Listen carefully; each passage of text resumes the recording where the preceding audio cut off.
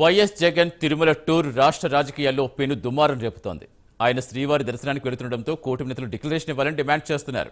TTD rules ప్రకారం శ్రీవారి దర్శనం కోసం వచ్చే అన్య మతస్థుల నుంచి డిక్లరేషన్ కోరినట్టే మాజీ సీఎం జగన్ నుంచి తీసుకునేందుకు సిద్ధమవుతున్నట్టుగా తెలుస్తోంది.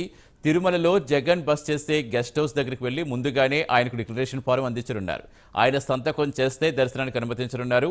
ఒకవేళ తిరస్కరిస్తే దేవాదాయ శాఖ చట్టం ప్రకారం నడుచుకుంటామని టీటీడీ చెబుతోందట. దీనిపై క్లారిటీ రావాల్సి ఉంది.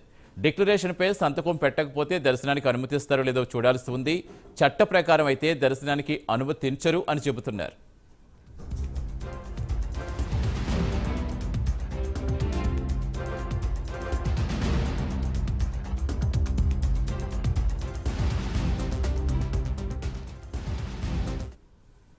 తిరుమలకు అన్యమతస్థులు శ్రీవారి దర్శనానికి వచ్చినప్పుడు ఖచ్చితంగా అఫిడవిట్ సమర్పించాలని టీటీడీ నిబంధనలు చెబుతున్నాయి.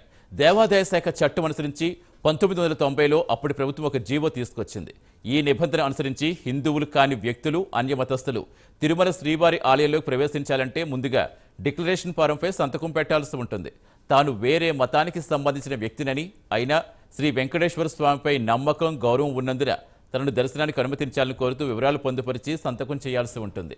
గతంలో సోనియా గాంధీ, ఏపీజే అబ్దుల్ కలాంతో పాటు పలువురు ప్రముఖులు సైతం డిక్లరేషన్ సమర్పించి స్వామిని దర్శించుకున్నారు.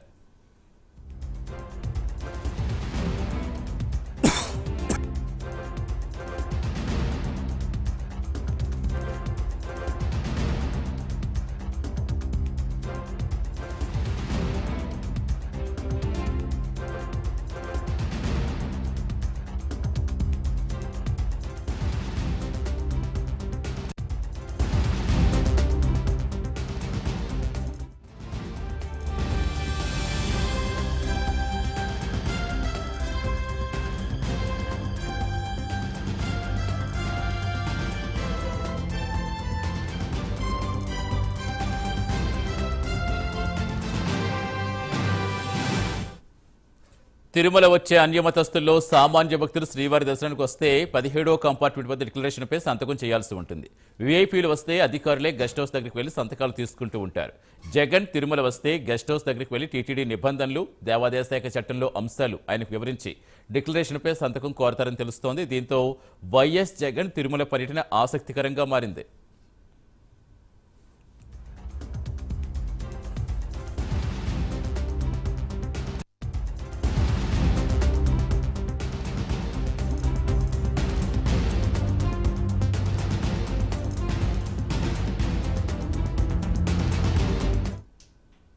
5 ఏళ్ల వైసీపీ పాలనలో జగన్ పలు సందర్భాల్లో శ్రీవారి దర్శనానికి వచ్చారు. అప్పుడు ముఖ్యమంత్రి హోదా కావడంతో టీటీడీ అని డిక్లరేషన్ కోరలేదు. ఈ అంశాన్ని గత 5 ఏళ్లు హిందూ సంఘాలు, టీడీపీ, బీజేపీ, జనసేన నేతలు డిక్లరేషన్ ఇవ్వాలని డిమాండ్ చేశాయి. అప్పుడు సీఎం కాబట్టి ఎవరూ డిక్లరేషన్ అడగలేదని, ఇప్పుడు మాత్రం డిక్లరేషన్పై సంతకం చేస్తేనే దర్శనానికి అనుమతించాలని కూటమి పార్టీలు డిమాండ్ చేస్తున్నాయి.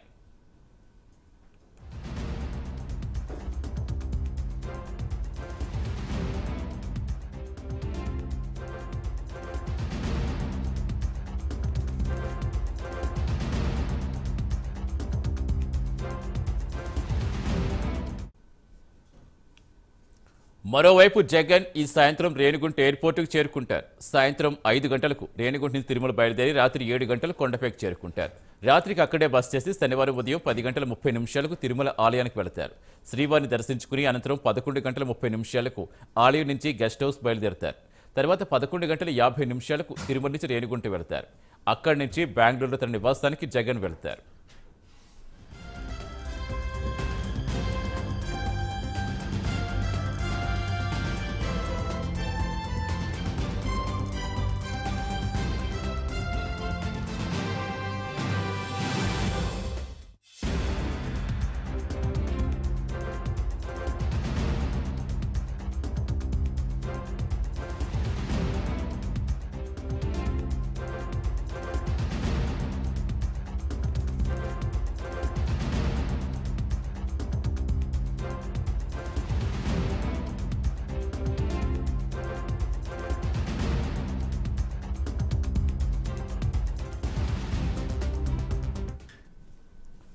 మరోవైపు తిరుపతి జిల్లా వ్యాప్తంగా సెక్షన్ 30 పోలీస్ యాక్ట్ అమలు చేస్తున్నారు జిల్లా ఎస్పీ సుబ్బారాయుడు. అక్టోబర్ 24 వరకు జిల్లాలో సెక్షన్ 30 పోలీస్ యాక్ట్ అమల్లో ఉంటుందన్నారు. పోలీస్ శాఖ నుంచి అనుమతి లేకుండా సభలు, సమావేశాలు, భేటీలు, ఊరేగింపులు నిర్వహించేందుకు వీల్లేదని తెలిపారు. రూల్స్ బ్రేక్ చేస్తే కఠిన చర్యలు తీసుకుంటామని వార్నింగ్ ఇచ్చారు.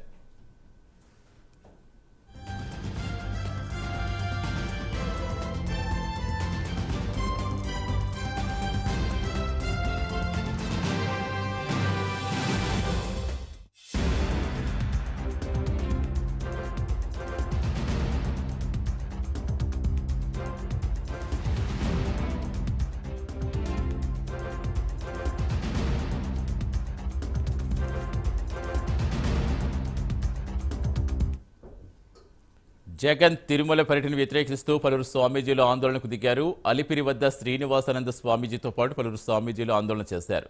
సీఎంగా ఉన్నప్పుడు భార్యతో కలిసి స్వామివారికి పట్టు వస్త్రాలు సమర్పించిన జగన్ ఇప్పుడు తిరుమలకు ఎందుకు వస్తారని మండిపడ్డారు.